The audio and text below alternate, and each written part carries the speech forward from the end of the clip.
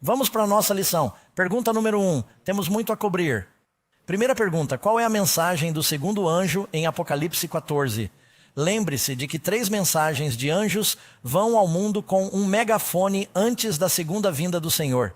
E a mensagem do segundo anjo diz especificamente: outro anjo seguiu dizendo: caiu Babilônia, caiu aquela grande cidade, porque ela deu a beber a todas as nações o vinho da ira da sua prostituição. Aqueles que beberem o vinho da Babilônia acabarão por experimentar a ira do Cordeiro. A Bíblia diz, porque diz caída, porque a Babilônia havia começado com uma torre de Babel e caiu. Mas os filhos de Israel estavam cativos na antiga Babilônia. Depois a Babilônia caiu e o Israel espiritual ficou cativo na Babilônia. O povo de Deus está sendo chamado para sair e ela vai cair. Caído nunca mais se levantará. Número 2. Como Deus simboliza a Babilônia em Apocalipse 17? Vamos dar uma olhada em Apocalipse 17. Apocalipse 13. Falar sobre as bestas que encontramos nessas passagens e ela nos dá as respostas sem confusão. Comece com o versículo 3 e os anjos falando com o apóstolo João. Ele me levou em espírito ao deserto e vi uma mulher sentada sobre uma besta escarlate que estava cheia de nomes de blasfêmia, com 7 cabeças e 10 chifres. A mulher estava vestida de púrpura e escarlate, adornada com ouro, pedras preciosas e pérolas, e tinha na mão um cálice de ouro cheio das abominações e da imundície da sua prostituição. E em sua testa, em Apocalipse, todos têm o selo de Deus, a marca da besta. Tem algo na testa, um nome escrito. Mistério, a grande Babilônia, a mãe das meretrizes, que tem filhas e abominações da terra, é uma instituição universal. E vi a mulher embriagada com o sangue dos santos e com o sangue dos mártires de Jesus. E quando a vi, maravilhei-me com grande espanto. E se você for para o versículo 9, ele diz que esta é a mente que tem sabedoria. As 7 cabeças são 7 montanhas sobre as quais a mulher está assentada. Existe alguma cidade no mundo que seja conhecida como a cidade eterna das 7 colinas? Sim, que cidade é essa? Roma é conhecida. Pesquise no Google a cidade das 7 colinas. Roma aparece. Então, como ela é chamada? Apocalipse 17, 18a. A mulher que você viu é aquela grande cidade que reina sobre os reis da terra. João escreveu o livro de Apocalipse enquanto estava preso na ilha de Patmos por Roma. Roma era aquela grande cidade que estava governando sobre os reis da terra. Roma é a cidade eterna de 7 colinas. Essa é uma mulher vestida de escarlate, com pedras preciosas, grande riqueza, sentada entre as 7 colinas e está manipulando reinos, que não podem ser mal interpretados. Na profecia bíblica, uma mulher simboliza uma igreja. Assim, a mulher pura que vemos em Apocalipse 12, vestida com o sol, a lua e as estrelas, e essa besta está tentando destruí-la. Essa é a igreja de Deus. Essa é a boa, revestida de luz natural. Ao passo que essa mulher infiel se envolveu em idolatria porque ela é... Sabe, se você não é fiel ao seu marido, você vai com outra pessoa. E ela é uma igreja infiel porque é o compromisso entre o paganismo e o cristianismo. Ela se afastou das Escrituras. Podemos ter certeza de quem é essa mulher caída porque Apocalipse 17 diz que ela estava governando quando o Apocalipse foi escrito. Isso é o que se chama de Roma pagã, governada pelos Césares. Mas então ela transita porque os Césares dão sua sede, poder e autoridade à Roma papal, governada por uma igreja. Eles adquirem um exército. Eles se tornam um poder político religioso. Jesus disse a Pôncio Pilatos: você é rei? Jesus disse: meu reino não é deste mundo. Eu sou rei de um reino espiritual. Há 2 bestas em Apocalipse 13. As pessoas sempre dizem que a marca da besta é, na verdade, 2 bestas. Na primeira besta. E então você vai para o versículo 11. Há uma segunda besta. A primeira besta está se referindo a essa mulher em Apocalipse 17. Roma se torna realmente o centro do poder político religioso. Eu sei que a igreja foi dividida com Constantinopla e você tem os ortodoxos russos e os ortodoxos gregos. A propósito, Francisco conquistou a aliança. Francisco foi o primeiro papa que se reuniu com o Papa, o pai da Igreja Ortodoxa Russa. Com o líder copta da Igreja Ortodoxa no Egito e com a Igreja Ortodoxa grega, ele os uniu novamente, inclusive reconciliando-se com os luteranos.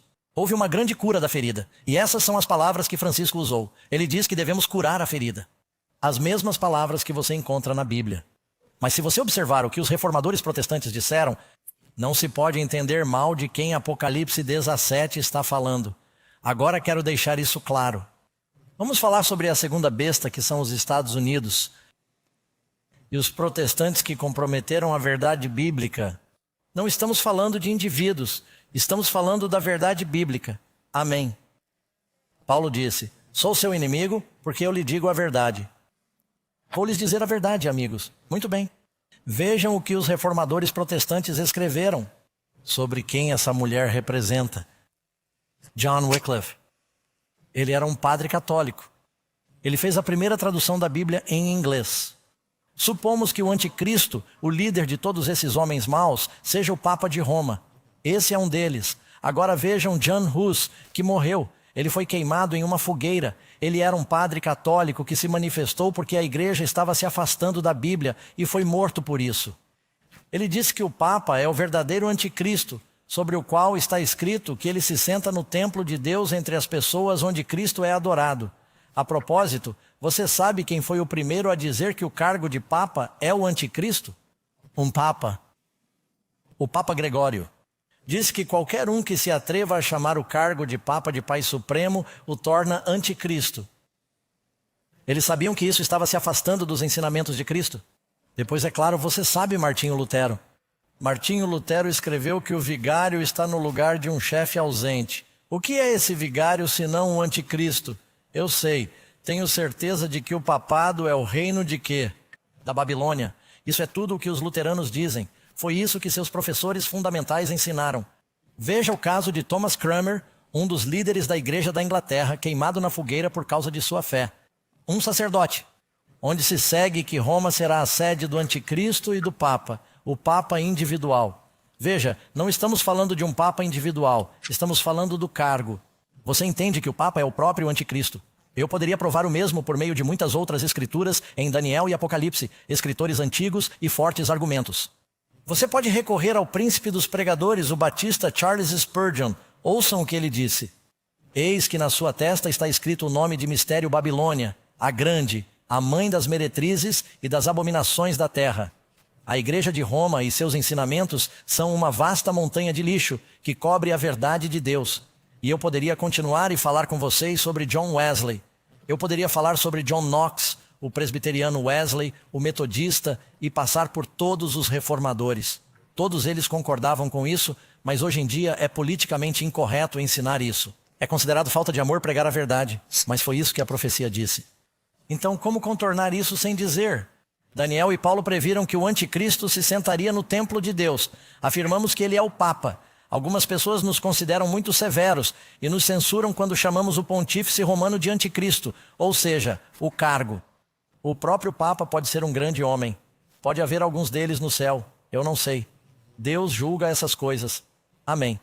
Mas o ofício de dizer que um homem é o vigário de Cristo na terra, que a Bíblia diz que podemos ir diretamente a Jesus por meio do Espírito Santo. Não precisamos recorrer a um padre ou a um papa. E a ideia de um homem viver em um palácio e dizer que é um representante de Jesus, que andou pelas estradas empoeiradas e dormiu no chão sob uma oliveira, que teve de depender. Ele disse que as raposas têm suas tocas. Jesus disse que as aves do céu têm seu ninho. O filho do homem não tem onde reclinar a cabeça, e esse indivíduo vive em um palácio, como um rei. Há algo errado com essa imagem.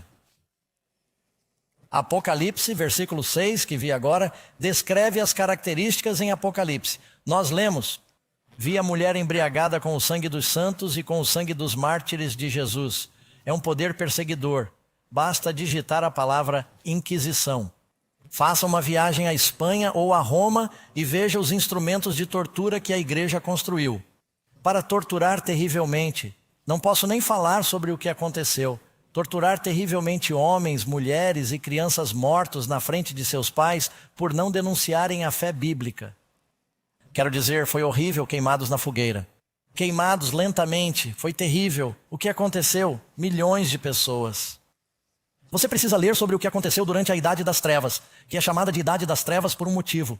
A Bíblia é uma lâmpada para os meus pés e uma luz para o meu caminho. E a Bíblia foi tirada das pessoas comuns porque eles diziam, vocês não conseguem entendê-la. Não, eles tinham medo de que a entendessem. E eles estavam vendendo a salvação e estavam sendo adorados.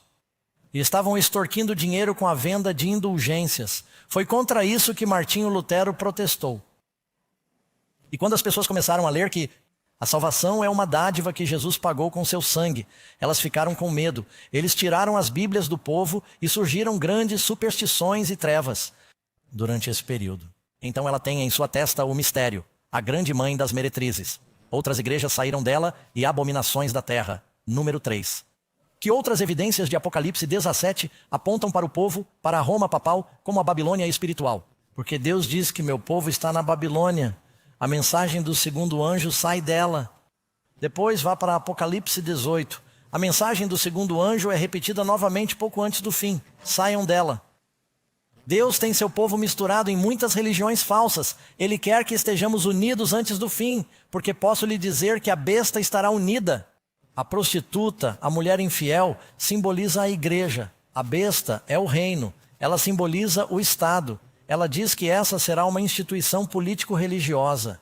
Será um poder internacional. A palavra católico significa universal. Apocalipse 17 nos dá algumas características adicionais. A, ela é culpada de blasfêmia. O mesmo acontece com a besta em Apocalipse 13. B, ela está vestida de púrpura e escarlate. Faça uma anotação mental disso. C, sem mencionar as pérolas, o ouro e tudo o mais. C, ela é chamada de mãe. D, ela tem filhas prostitutas que saíram dela. E ela persegue e martiriza os santos. F, ela se assenta sobre 7 montanhas.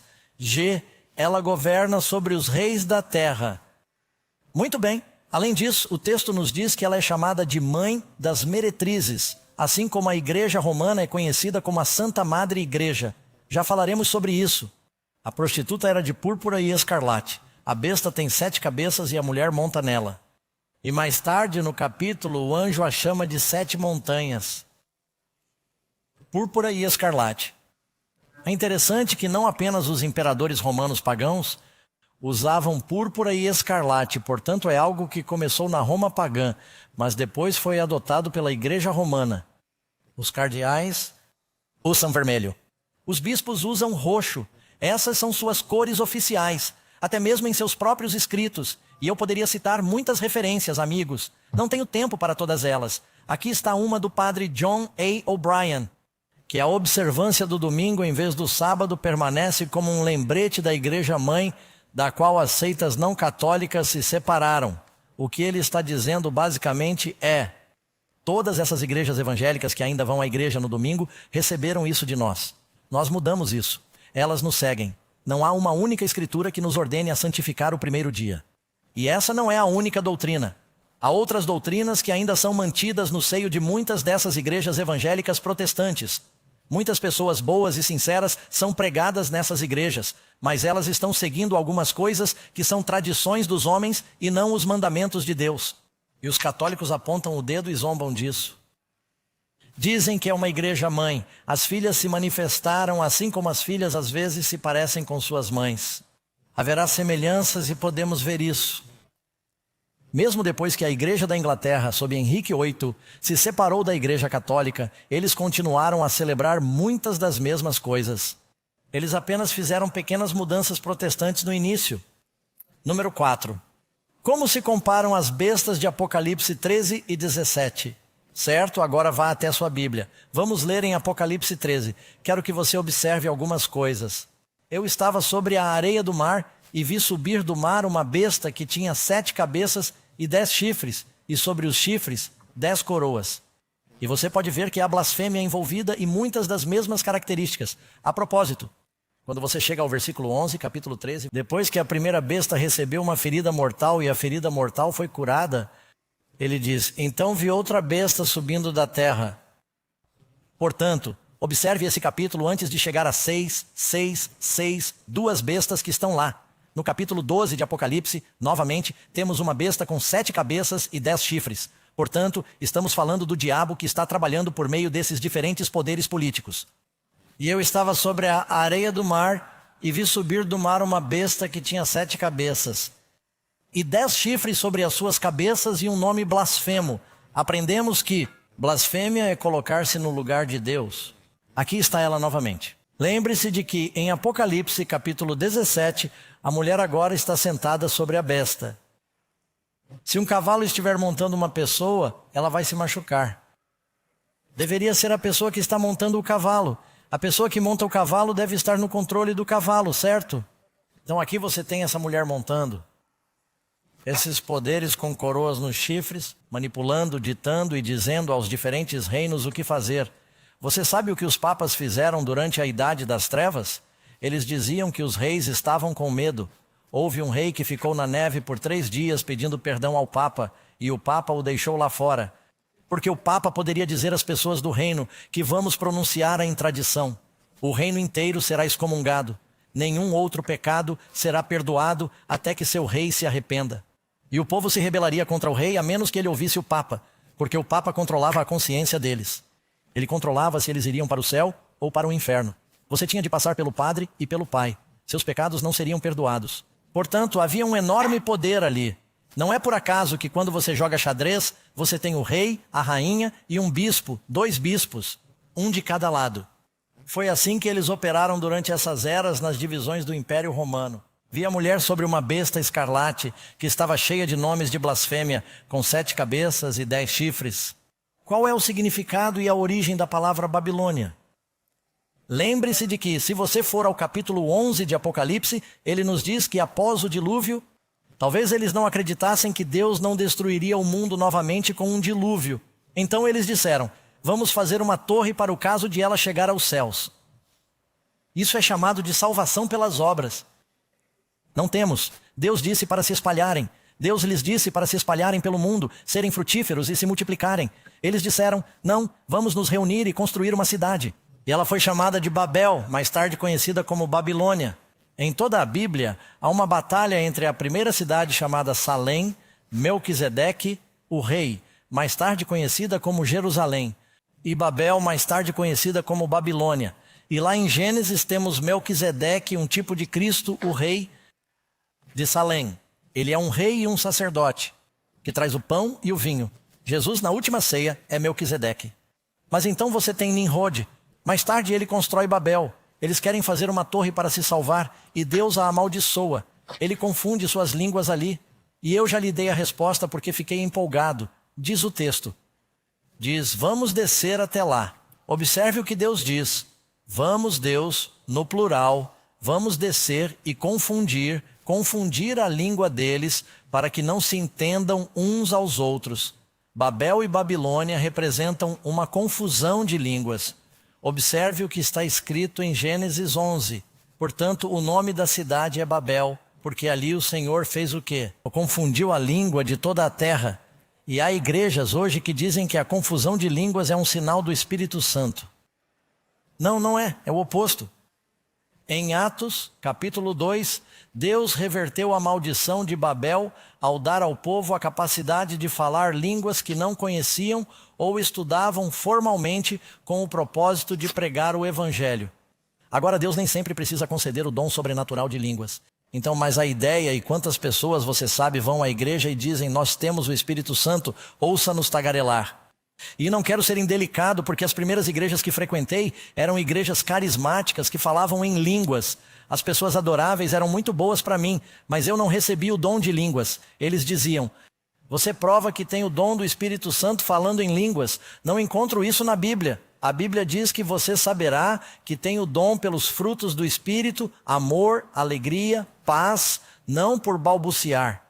Paulo disse, prefiro falar 5 palavras com o meu entendimento para poder ensinar aos outros 10.000 em uma língua desconhecida, se não houver ninguém para entender. Paulo disse, se a trombeta der um som incerto, quem se preparará para a batalha?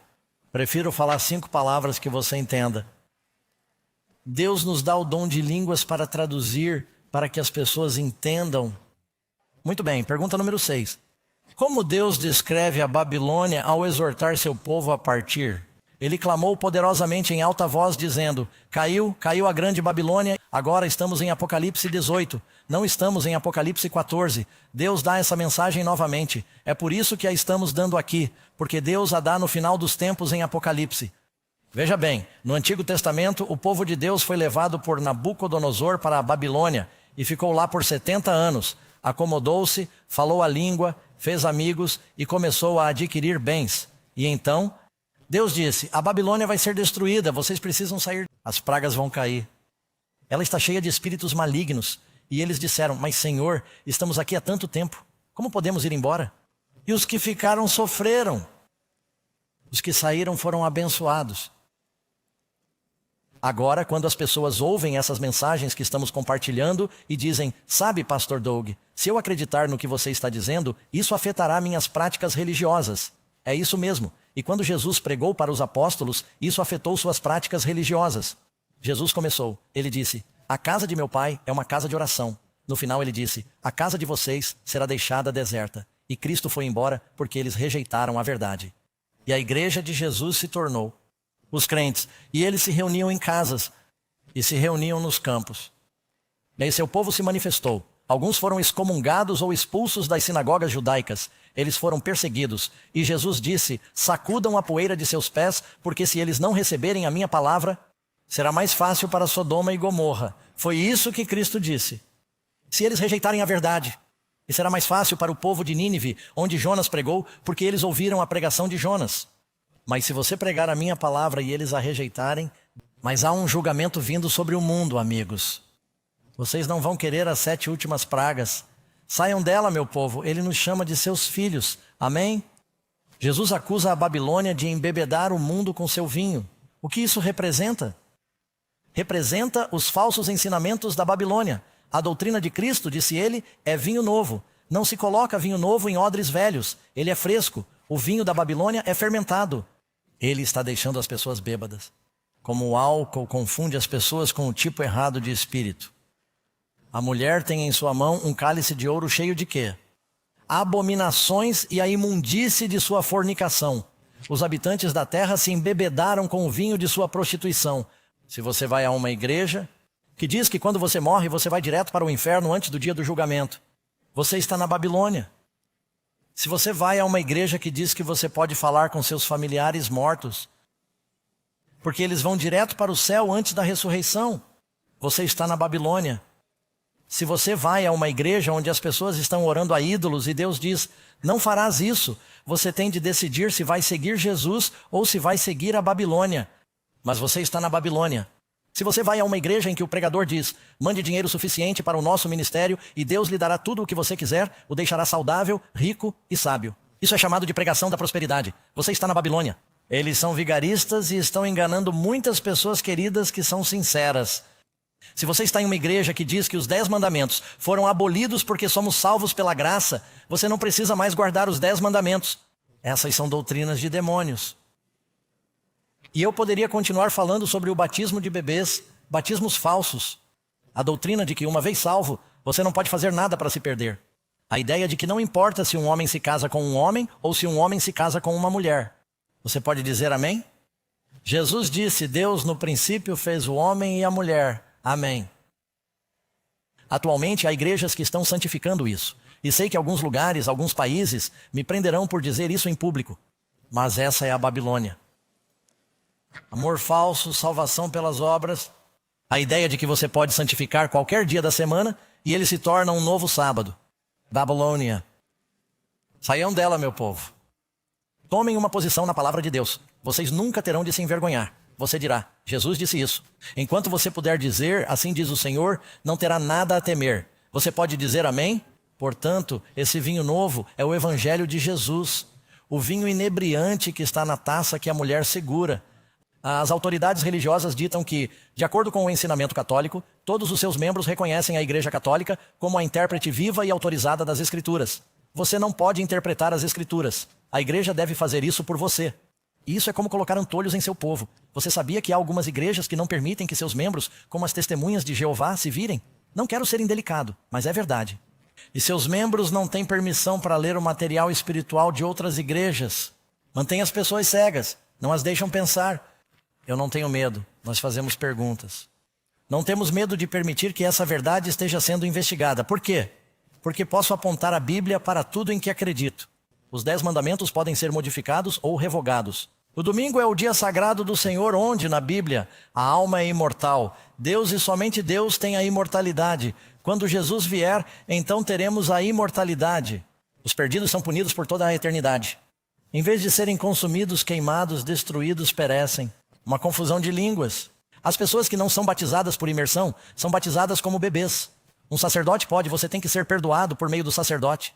Rezar para estátuas. Algum ser humano além de Cristo que você pode orar aos santos, inclusive Maria. Em nenhum lugar da Bíblia, amigos, embora ela fosse uma mulher piedosa, confessar seus pecados a um homem.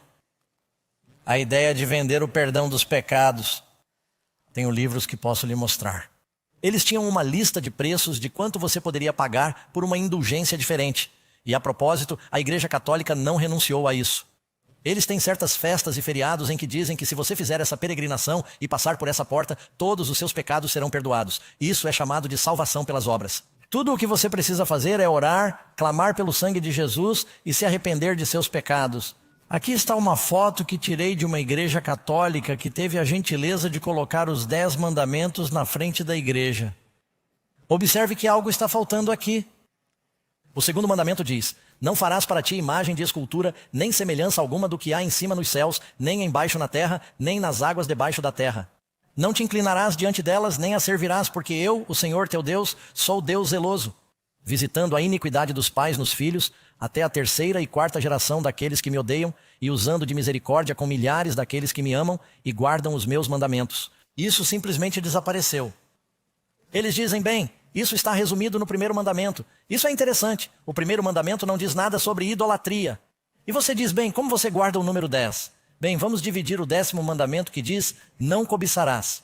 Digamos bem, cobiçar a mulher do próximo é diferente de cobiçar o jumento do próximo. Bem, obviamente há uma diferença. Mas cobiçar é o que o 10º mandamento, todos os judeus sempre têm o 10º mandamento, um mandamento. Não se trata de cobiçar. Você sabe o que está escrito sobre o poder da besta? Leia Daniel capítulo 7, versículo 25. Ele pensará que não pode fazer isso. Ela pensará em mudar os tempos e as leis. Perceba que eles também criam o dia do Senhor.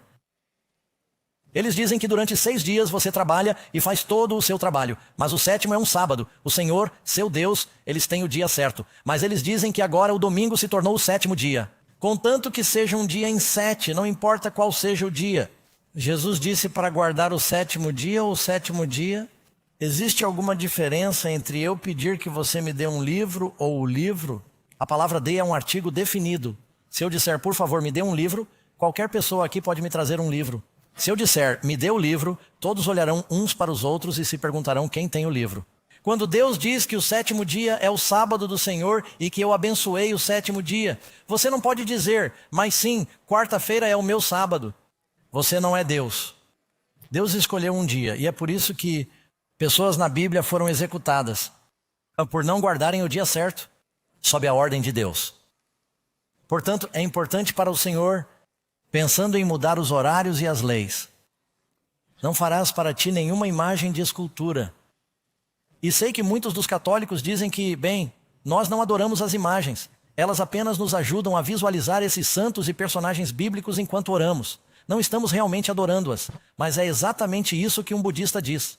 Ou seja, o budista sabe que aquela estátua de porcelana de Buda não é Buda. Mas quando você a tem e queima velas na frente dela e reza para ela e a beija e se curva diante dela, isso é chamado de idolatria. Deus diz que você não deve fazer isso. Depois falou sobre blasfêmia, o homem se colocando no lugar de Deus. Sentado em um trono branco, como o grande trono branco entre 2 anjos, como os querubins. Esse é o lugar de Deus retratado na Bíblia, dizendo que você tem o poder de perdoar pecados, que você tem o cargo da 2ª pessoa da divindade, esse é seu título oficial. Já falamos sobre a primeira besta, isso está claro? Foi por isso que todos os reformadores protestantes protestaram. Eles disseram, vocês estão se afastando da Bíblia. Ok, isso é história, não descarreguem em mim. Isso é o que a Bíblia diz. Número 8. Que poder apoiará a besta no fim dos tempos? Muito bem, agora chegamos aos Estados Unidos. Mas tenho que lhe dizer que os Estados Unidos estão na profecia. Eu vi outra aqui? Besta saindo da terra. Você percebe que a primeira besta sai da água? Então, o que são as águas? Multidões de nações, línguas e povos. Foi isso que o anjo disse. Isso é Apocalipse 17. Para grande parte do mundo, é um país desconhecido e não descoberto.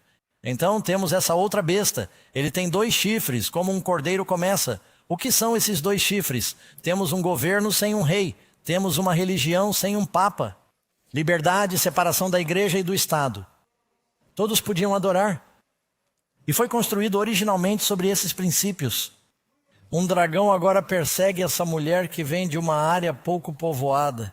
Antes de mais nada, quando surge essa segunda besta? Vamos descobrir se são os Estados Unidos. Deus descreve um segundo poder que se levanta quase ao mesmo tempo que o primeiro poder. Roma papal. Vai para o cativeiro e recebe uma ferida mortal no final dos 1260 anos. Aprendemos que isso aconteceu em 1798, quando o Papa foi levado cativo pelo general de Napoleão e eles perderam muito de seu poder sobre a Europa. Naquele momento, eles foram basicamente expulsos da França e perderam grande parte de sua influência. Os Estados Unidos da América declararam sua independência em 1776, mas a Europa não a reconheceu, porque não sabia quem venceria a guerra contra a Inglaterra. Foi somente em 1798 que eles finalmente começaram a firmar tratados e a reconhecer nossos embaixadores e o comércio com os europeus como um país independente. Ninguém mais se encaixa na definição dessa segunda besta que se levantou durante esse período. Onde ela surgiu? Falamos sobre quando ela surgiu. Onde ela surgiu? Em nítido contraste, a primeira besta surge no Império Romano, densamente povoado e com estradas por toda parte. Quando eles desembarcaram na costa dos Estados Unidos, sim, havia pessoas aqui, mas era relativamente despovoado. E é por isso que os americanos chegaram e começaram a se espalhar em uma geração de costa a costa. E foram travadas guerras terríveis com os povos indígenas. Não estou justificando isso, mas estou dizendo que não se pode negar que este país explodiu naquela época. Tornou-se uma potência internacional. Os Estados Unidos da América, quando surgiram 22 anos após sua inauguração, 1798, foram reconhecidos como uma nação independente. E estavam separados do resto do mundo, seja na Ásia ou na Europa, cercados por oceanos. Uma nova nação de costa a costa começa como um cordeiro. Isso é bom. Ela não permanece como um cordeiro. Características definidoras da segunda besta em Apocalipse 13. Ela é estabelecida no final. Já falei sobre isso em 1798, os 42 meses. 3 anos e meio da Idade das Trevas. Desde quando a Igreja Romana conseguiu seu exército, até perderem o poder na época de Napoleão. E tivemos nossa independência, reconhecida como um país independente. Número 9, de acordo com a profecia, como os Estados Unidos se transformam e sofrem mutações ao longo do tempo. Tem 2 chifres como o quê? Um cordeiro, mas acaba falando como um dragão. Nosso país vai acabar. Nosso país vai acabar modelando parte de seu comportamento de acordo com a primeira besta que foi curada, o que significa que não é apenas uma instituição política, mas se torna uma política religiosa que persegue e coage o mundo inteiro. Nesta semana, houve a reunião das Nações Unidas. Adivinha onde ela está localizada? Nos Estados Unidos. Pessoas de todo o mundo vêm para cá. Ela é reconhecida como uma potência internacional. Um artista disse que é interessante. O bisão americano tem chifres pequenos, encontrados apenas no Zeuá, um dos maiores de todos os bovinos. 2 chifres como os de um cordeiro. E, no entanto, é um dos mais poderosos. Isso é apenas uma trivialidade. Falar como um dragão significa que os Estados Unidos, sob a influência de Satanás, abandonarão seus princípios originais de liberdade ao aprovar leis que forçam as pessoas a adorar. Vocês não precisam se perguntar o que vai acontecer, amigos. Está em sua Bíblia. No capítulo 3 de Daniel, o rei diz: prostrem-se e adorem. O governo diz: adorem ou serão mortos. Daniel e Sadraque, Mesaque e Abednego não quiseram se curvar. Eles foram perseguidos. Jesus os libertou. Daniel capítulo 6, o rei, o governo diz: você tem que quebrar o primeiro mandamento. Ou será morto, você tem que orar a mim por 30 dias. Daniel disse: não, siga os 10 mandamentos. Não vou contrariar a palavra de Deus. Ele desobedeceu à lei religiosa do governo e foi perseguido. Você encontra isso no livro de Esther. Há um decreto para aniquilar todo o Israel, mas Mordecai não se curvará. Amém.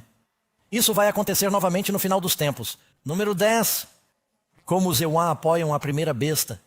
Primeira besta anticristo de Apocalipse 13. Ele faz com que a terra e os que nela habitam façam o quê? A adorar a primeira besta cuja ferida mortal foi curada.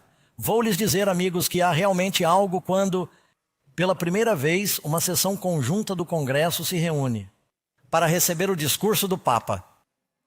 Os Estados Unidos da América reverterão seus princípios fundamentais. Aí temos aquela cena incrível com a bandeira do Vaticano e a bandeira dos Estados Unidos juntas sobre um shopping cheio de milhares de pessoas que vieram adorar o Papa, a ferida mortal.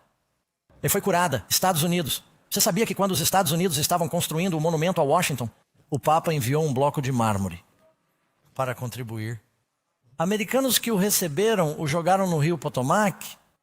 Eles disseram, não queremos nada da besta.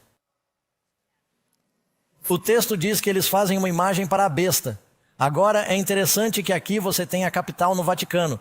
E você sabe, em frente ao Vaticano, eles têm um obelisco maravilhoso. E o que você acha que temos em frente ao Capitólio dos EUA? O maior obelisco do mundo. Quando a América foi fundada, apenas protestantes faziam parte da Suprema Corte.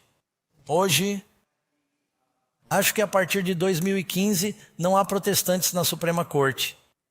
Quase todos católicos, acho que um católico episcopal e um juiz judeu. Isso diz que os Estados Unidos seguirão seus passos na imposição de leis religiosas. Amigos, algo vai acontecer em um futuro próximo. Não sei se vai ser um desastre econômico, um desastre natural. Vai ser uma guerra ou os três juntos. Estamos no limiar de tempos difíceis agora. E as pessoas se voltam para Deus por medo. E para onde você acha que elas se voltarão? Bem, para o establishment. Número 11. Quais são os 3 poderes que se unirão contra o povo de Deus nos últimos dias? Eu vi 3 espíritos imundos como rãs, saindo da boca do dragão, da boca da besta, da boca do falso profeta. Algo que vai desencadear isso nos últimos dias. E você verá o mundo se voltando para Deus. Você sabe que há 2,2 bilhões de cristãos no mundo. 1,7 bilhões de muçulmanos. Há 16 milhões de judeus e até mesmo os budistas e os hindus, que são a maioria restante, estão procurando por um Messias que virá. Satanás disse que vai se fazer passar por Cristo.